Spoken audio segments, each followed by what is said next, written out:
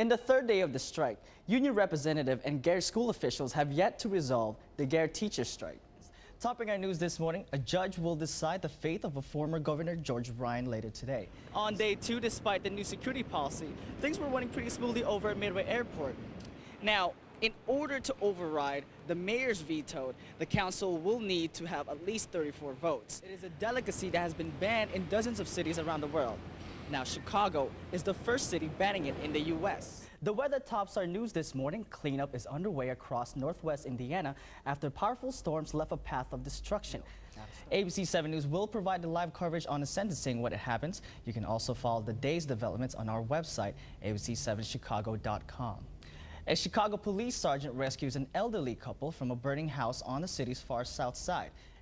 In other news, striking Gary school teachers say they'll continue to picket despite an ultimatum from the school board. IDOT needs to get the work done before winter. And we'll be back with a look at weather and traffic after this. I'm Jeff Reyes.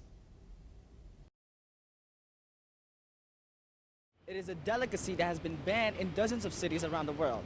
Now, Chicago is the first city banning it in the U.S. Alderman Joe Moore, along with animal rights activists, pushed for the ban of anyone selling foie gras, because foie gras is made by fattening the fowl's liver by force-feeding them with a tube.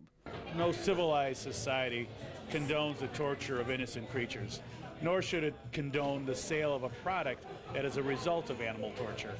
Because of the ban, many in the city are upset that they'll have to go elsewhere to find this unique delicacy. It's like truffles. There's no taste like it. It's succulent, it's delicious. It's one of those things you can't wait for the next bite. Foie gras supporters and those tasting it for the first time are taking part in their first and final feast at this Soka's restaurant on North Clark Street. Chef and Soka's restaurant owner Roger Herring strongly opposes the ban and believes the city council has made a wrong decision. You know, is that what we're going to do? We're going to stop people from eating different things? I don't even know if that's even legal. Meanwhile, animal rights activists are making their presence felt by handing out flyers and brochures outside the restaurant. But inside, attendees are enjoying the last moments of getting their access to this delicacy. It's awesome.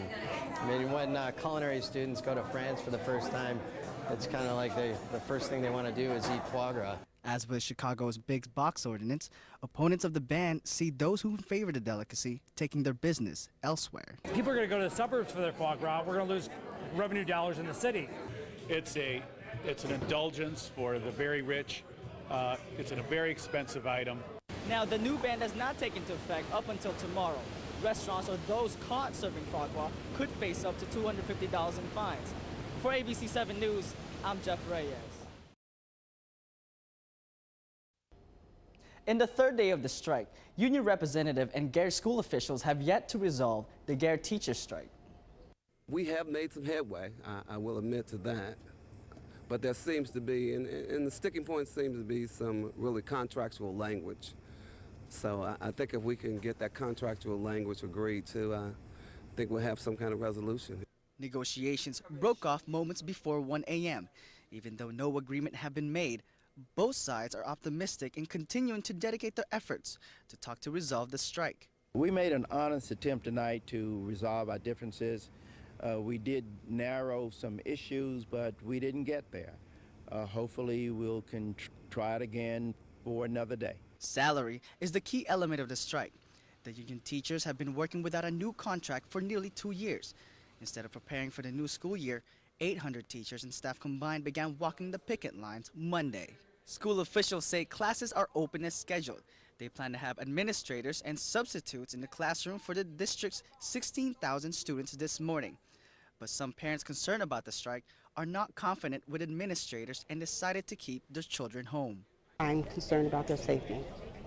I just don't think that it's a safe environment to send children into a striking line. I don't feel comfortable about that.